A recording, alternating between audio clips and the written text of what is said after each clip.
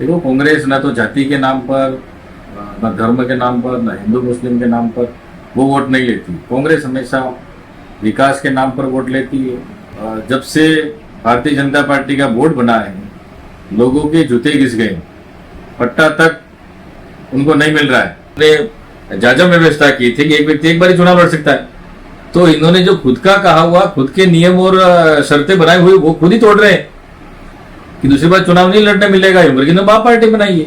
और दूसरी बात शहर की बात रही, तो शहर की जनता जानती है कि बाप पार्टी कोई विकास नहीं करा सकती और न कराएगी और न कभी इनकी सरकार बनेगी।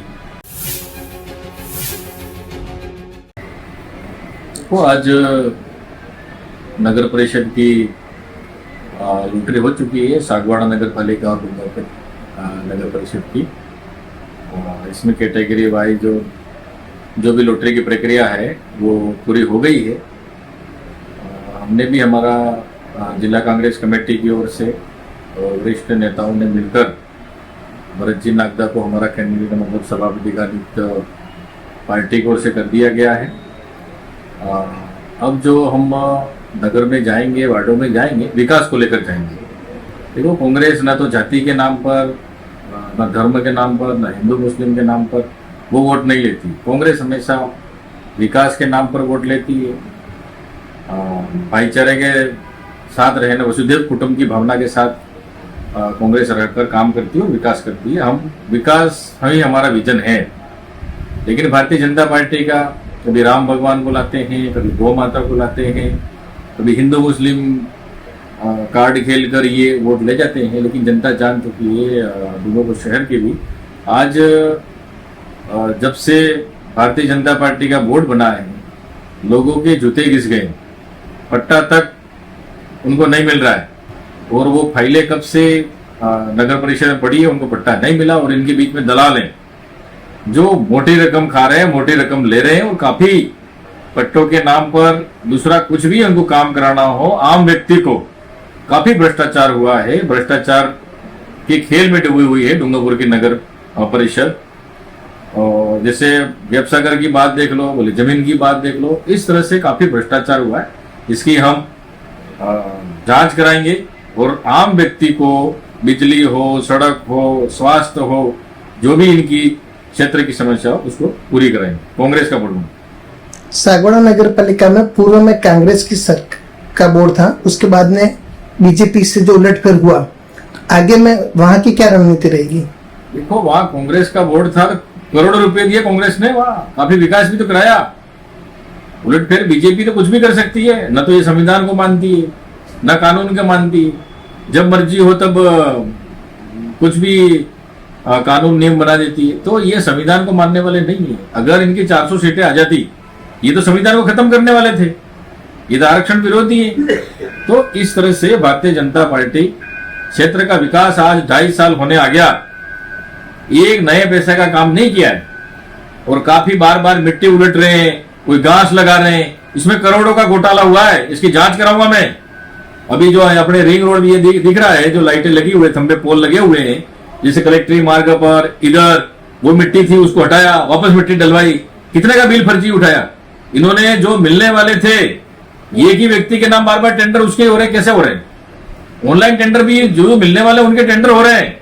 तो इस तरह से काफी भ्रष्टाचार हुआ है।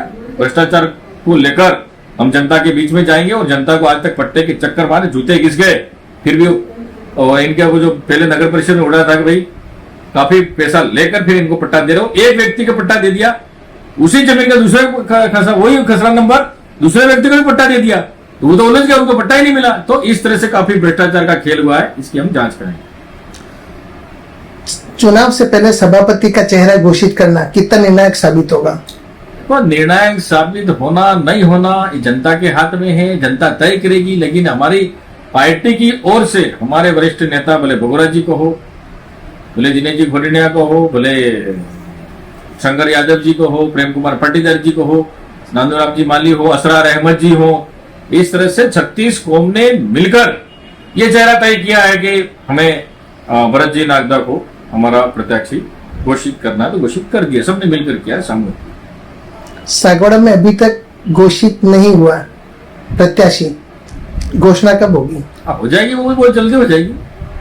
कोई संभावित चेहरा? हाँ, संभावित चेहरा तो समय आने पर वार्ड में से जो जीत के आएंगे, जब चाहेंगे तब हो जाएगा। उसमें क्या कोई गलत क्या है? देखो, पहले बाप पार्टी, पहले तो बीटीपी थी, बाप पार्टी तो अब बनी है। इनका जो घोषणा पत्र था, जब बीटीपी पहले पार्टी बनी, एक व्यक्ति एक बार ही चुनाव लड़ेगा, दूसरी बार चुनाव नहीं लड़ सकता है। इन्होंने जो इनकी खुद का घोषणा पत्र था, खुद ने जाजम व्यवस्था की थी कि एक व्यक्ति एक बार ही चुनाव लड़ सकता है, तो इन्होंने जो खुद का कहा हुआ, खुद के नियम और शर्तें बनाई हुई, वो खुद ही तोड़ रहे हैं कि दूसरी बार चुनाव नहीं लड़ने मिलेगा। इन्होंने बाप पार्टी बनाई है।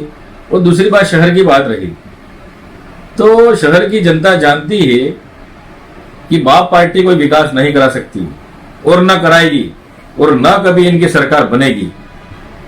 और जो भी बाप पार्टी के जो सदस्य जीते थे पार्षद, उनकी वार्ड में जाके पूछ लो, कभी गए क्या जनता के बीच में? नहीं गए। कुछ काम कराया क्या? बता दो। जनता तो त्रस्त है, जान गई। जनता तो चाह रही है कि हमने कहा इनको वोट दे दिया, उल्टा हमारा नुकसान हो गया।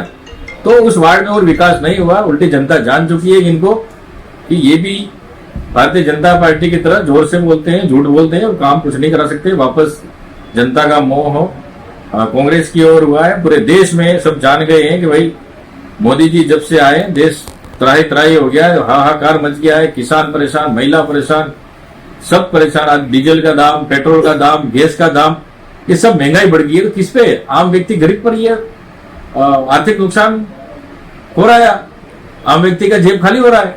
तो इस तरह से बाप पार्टी छोटी घोषणा कर सकती है, बाप पार्टी कुछ भी नहीं कर सकती है। इनकी न कभी सरकार बननी है। ये खाली कांग्रेस के वोट काट रहे।